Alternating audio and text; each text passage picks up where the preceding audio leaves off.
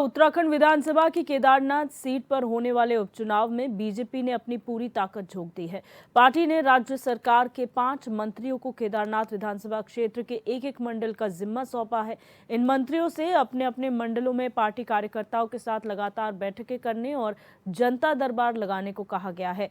बताया गया कि कैबिनेट मंत्री सौरभ बहुगुणा को गुप्तकाशी, सतपाल महाराज को ऊखीमठ, रेखा आर्य को अगस्त्यमुनि, सुबोध उनियाल को अगस्त्यमुनि ग्रामीण और गणेश जोशी को सतेराखाल मंडल का जिम्मा सौंपा गया है। बीजेपी का कहना है कि मंत्रियों को मोर्चे पर उतारने के पीछे पार्टी की मंशा यही है कि उपचुनाव से पहले अपने पक्ष में माहौल बनाया जाए, साथ ही जन समस्याओं का निराकरण भी सुनिश्चित किया जाए।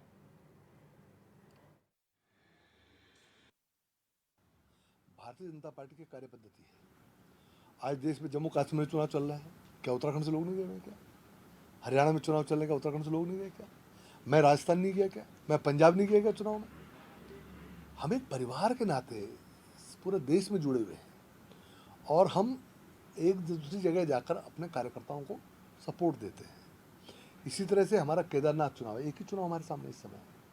हमारे पास मंत्री है तो भेजेंगे ना, जिन पर कुछ है ही नहीं वो क्या भेजेगा? हमारे पास बड़ा एक स्ट्रॉन्ग सिस्टम है ना, तो सिस्टम को हम अपने काम में लगाएंगे कि नहीं लगाएंगे? इसके लिए होता है सिस्टम, संगठन किस लिए होता है, सरकार के प्रभारी मंत्री किस लिए हैं? हमारे पास इतना बड़ा तामझाम है, तो तामझाम का हम उपयोग करेंगे कि नहीं करेंगे? अब कांग्रेस में कुछ है ही नहीं तो रोने ही रोएंगे, उसको क्या कर सकते हो? उसको जनता ने उनको उस हालत में पहुंचा दिया। वो तो सिर्फ यही कहेंगे साहब इन्होंने सब झोंक दिया, अभी तो हम और झोंकेंगे, छोड़ेंगे थोड़ा ना।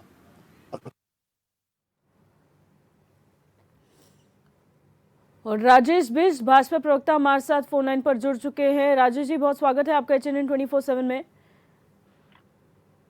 राजेश जी, सुन पा रहे हैं आप मुझे? मैं सुन पा रहा हूँ जी, नमस्कार जी। जिस तरीके से उपचुनाव की तैयारियां भारतीय जनता पार्टी कर रही है, केदारनाथ में 5 मंत्रियों को जिम्मेदारी दी गई है, आखिर क्या उनका रोल होगा, किस तरह से रिस्पॉन्सिबिलिटीज बांटी गई हैं? देखिए, ऐसा है, सबसे पहले मैं आपको बता दूं, भारतीय जनता पार्टी में कोई मंत्री हो, विधायक हो, सांसद हो या स्वयं मुख्यमंत्री क्यों ना हो, सबसे पहले वो भारतीय जनता पार्टी के कर्मठ कार्यकर्ता के रूप में भारतीय जनता पार्टी की विचारधारा को इस देश के प्रत्येक नागरिक तक पहुंचाने की जिम्मेदारी निभा रहे हैं। ये बात ठीक है कि कांग्रेस पार्टी इस टाइम कहीं ना कहीं पे अपने जो प्रतिद्वंद उनके बीच में चल रहा है, जो आपस में कांग्रेस के अंदर जो अंतर्कलह चल रही है, जो इनके यहाँ पे इनके समय का जो कुशासन इस प्रदेश के अंदर रहा है, उसे इस प्रदेश की जनता भली भांति जानती है। और मैं समझता हूँ कि जो मंत्रियों को जिम्मेदारी इस समय मिली हुई है, वो कहीं ना कहीं अपना रोल अदा करेंगे और भारतीय जनता पार्टी की जो विचारधारा है, आदरणीय नरेंद्र मोदी जी का जो 2047 का विजन है, उसे लोगों तक पहुंचाएंगे। और जो पुष्कर धामी जी के कुशल नेतृत्व में इस उत्तराखंड को जो एक अच्छा प्रशासन मिला है, लोगों के सुख दुख के वो साथी बने हुए हैं, हर सुख दुख में लोगों के बीच में पहुंचते हैं, वो विचारधारा और जो विकास की लहर आदरणीय पुष्कर सिंह धामी जी के नेतृत्व में इस उत्तराखंड में बह रही है, उस विचारधारा को जरूर केदारनाथ के लोगों तक पहुंचाएंगे। और केदारनाथ में जो कांग्रेस पार्टी ने अपना जो एक यात्रा को फ्लॉप यात्रा जिसे मैं कहूंगा, जिसमें ये स्विमिंग पूल में नहाते हुए नजर आए, 5 स्टार होटलों में घूमते हुए नजर आए और केदार घाटी के लोगों ने इन्हें कहीं ना कहीं दुत्कारा, अगर मैं कहूंगा, क्योंकि इनको कोई भी वहां पे इस यात्रा का फायदा नहीं हुआ है।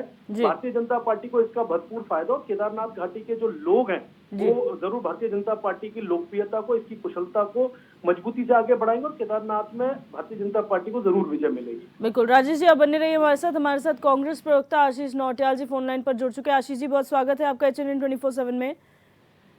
आगामी उपचुनाव को लेकर यहाँ पर तैयारियां की जा रही है। बीजेपी ने अपने 5 मंत्री मैदान में उतारे हैं और विनोद चमोली कहते हैं बीजेपी के पास पूरा तंत्र है, उसका इस्तेमाल किया जाएगा। जो जब कांग्रेस के पास कुछ है ही नहीं तो क्या करेंगे? देखिए, तंत्र तो दिख ही रहा है। अभी बता रहे थे भाई ऐसे कर रहे थे, कांग्रेस वाले वैसे कर रहे थे, हम चाहे जो भी कर रहे थे, पर डरी भाजपा हुई। भाजपा को इतना डर है, अभी चुनाव की तारीख नहीं आई और इन्होंने अपने मंत्री जो है अभी से वहां बैठाने की घोषणा कर दी है, वहां बैठेगा वहां बैठेगा। मतलब जनता की आपने 3 साल को सूत्र ली और अब आपको चुनाव है तो आपको याद आ गया कि सारे मंत्रियों को वहां बैठा दो। तो जनता भी समझदार है, जनता भी देखेगी कि आज मंत्री आकर क्यों बैठ रहे हैं, ऐसा क्या हो गया जो कभी कोई पूछने को तैयार नहीं था।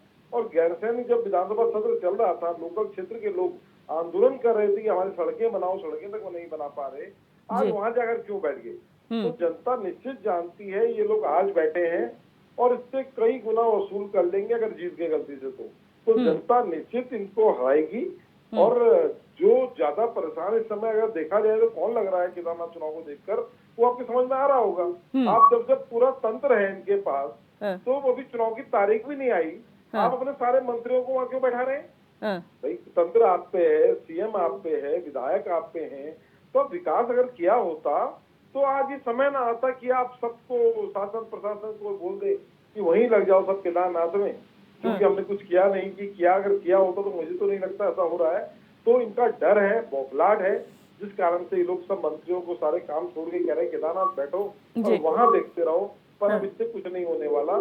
आपने जो जनता के साथ 3 सालों में किया है, जो आपने रोजगार को लेकर काम किया है, जो आपने ऑल वेदर रोड के नाम पर लोगों को ठगने का काम किया है, कच्ची इस तरह सड़क बनाई कि कई लोग मर जा रहे हैं बेचारे उसमें, जो आपने चार धामों का जो आपने हाल किया है, तो जनता निश्चित आपको जवाब देगी। और देखें, जब लोग कहते थे कि हाँ सरकार जो है देश गलत हाथों में है, तो उस समय लोगों को पेंशन भी मिल रही थी, तनख्वाहें भी मिल रही थी और देश सुरक्षित हाथों में भी था, नौकरी भी मिल रही थी। उधर से भी हमारे जो देश है उनके संबंध भी अच्छे थे विदेशों से। आज सारे संबंध इन्होंने खराब करके रख दिए, तो स्थिति खराब है इनकी। और निश्चित अभी 5 मंत्रियों की आपने ड्यूटी लगाई है, तो मुझे लगता है अगर कोई और भी है तो उनकी ड्यूटी वहां लगाओ और देखो वहाँ क्या हो रहा है। जनता का भला होना चाहिए। बिल्कुल राजेश जी, यहाँ पर बद्रीनाथ उपचुनाव हमने देखा, उसमें भी तमाम सांसद, विधायक, मंत्री सब मोर्चा संभाले हुए थे, लेकिन परिणाम कुछ और ही आया था। क्या ये वजह है कि अब बहुत पहले ही यहाँ केदारनाथ उपचुनाव में जिम्मेदारियां मंत्रियों को दे दी गई हैं कि आप जनता दरबार लगाइए, मंत्रियों के साथ और जो पदाधिकारी है उनके साथ बैठक करिए? देखिए ऐसा है, कांग्रेस पार्टी बहुत बुरी तरह से घबराई हुई है। इन्हें अपनी हार निश्चित तौर पे नजर आ रही है। इनकी यात्रा बिल्कुल फ्लॉप हुई है। इनके झूठे वादे देश ने भी देखे, प्रदेश ने भी देखे। और जो कांग्रेस पार्टी का सांठगांठ आतंकवादियों के साथ, खालिस्तानियों के साथ, अलगाववादियों के साथ है, ये जम्मू कश्मीर में। और इनके जो युवराज हैं कांग्रेस पार्टी के, जो जब यहाँ से विदेशों में जाते हैं तो वहां जाके जो आतंकवादियों का साथ देने की बात करते हैं, अलगाववादियों का साथ देने की बात करते हैं, खालिस्तानियों को सपोर्ट करने की बात करते हैं, वो पूरा देश इनकी मंशा को जानता है। ये बाहरी ताकतों को सपोर्ट करते हैं, इसलिए देश के लोग इन्हें नहीं पसंद करते हैं। यही कारण है कि लोकसभा के चुनाव में 100 का आंकड़ा नहीं छू पाते हैं। यही कारण है कि 3 बार से जब लोकसभा के चुनाव उत्तराखंड के अंदर होते हैं तो हमारे देवभूमि के लोग इन्हें नकारने का काम करते हैं। तो ये सारी चीजें देखने को इस प्रदेश को मिली। और बहरहाल मैं आपको ये कहना चाहता हूँ, ये आज इनको अगर इतना ही ये लगता है कि यार हम बद्रीनाथ और मंगलौर का उपचुनाव जीत चुके हैं और यहाँ पे भारतीय जनता पार्टी ने अपने तमाम नेताओं को, मंत्रियों को उतारा था और फिर भी हार गए, तो ये घबरा क्यों रहे? ये आए ना केदारनाथ में। अब इसमें हमारा दोष नहीं है कि अगर इस प्रदेश की जनता कांग्रेस को नहीं पसंद करती है, इनके झूठे बातों पर विश्वास नहीं करती है, इसमें भारतीय जनता पार्टी का क्या दोष है? दूसरी बात ये ना भूलें, जब जब इनके उपचुनाव हुए हैं, इनका केंद्रीय मंत्रिमंडल भी यहाँ बैठा रहता था, वहां के लोक पर्यवेक्षक के रूप में यहाँ आया करते थे। अपने समय ना भूलें, प्रदेश की जनता शिक्षित है।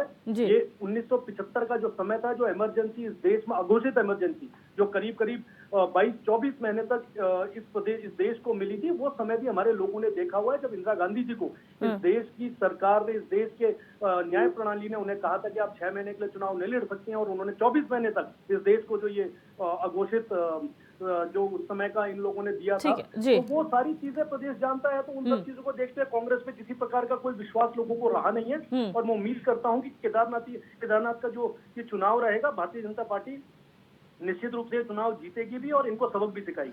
अच्छा आशीष नौटियाल जी, छोटे सा जवाब से चाहेंगे कि हर चुनाव की तरह इस चुनाव से पहले भी आप लोगों के अंदर द्वंद्व की खबरें सामने आ रही हैं और इसी का फायदा बीजेपी उठा रही है और यही सवाल उठा रही है कि पहले आप अपना अंतर्द्वंद खत्म कीजिए, उसके बाद बाकी पर आरोप लगाइए। देखिए विजय जी, ये कह रहे हैं कि कांग्रेस घबराई हुई है, तो घबराई भी कांग्रेस है, ड्यूटी भारतीय जनता पार्टी लगा रही है अपने मंत्रियों की। तो ये तो साफ दिखता है इनकी घबराहट किसे बोलते हैं। और देखिए हमारी एक बड़ी पार्टी है, लोकतांत्रिक पार्टी है, और जिसको आप कह रहे हैं गुट या क्या बता रहे हैं आप, यहाँ उम्मीदवार एक थोड़ी होगा हमारे पास तो कई उम्मीदवार हैं। अब हर कोई तैयारी करता है, इसको कोई बोलेगा नहीं मैं तैयारी नहीं करूंगा। हर कोई अपने अपने स्तर पर तैयारी करेगा और हर किसी के साथ उनके समर्थक भी होंगे। तो जहाँ तक ये गुट नहीं है, ये हर कोई पार्टी के लिए काम कर रहा है और निश्चित जिसको जब पार्टी टिकट देगी तो सबके सब उसके साथ लग जाएंगे। हाँ, अभी तैयारी करना सबका अधिकार है, अपने अपने स्तर पर जिसको भी तैयारी करनी है वो कर सकता है। तो ये भारतीय जनता पार्टी तो है नहीं कि जब ये लोग क्या कहाँ ढूंढ रहे होंगे कौन सी पार्टी से किसको तोड़ के लाना है।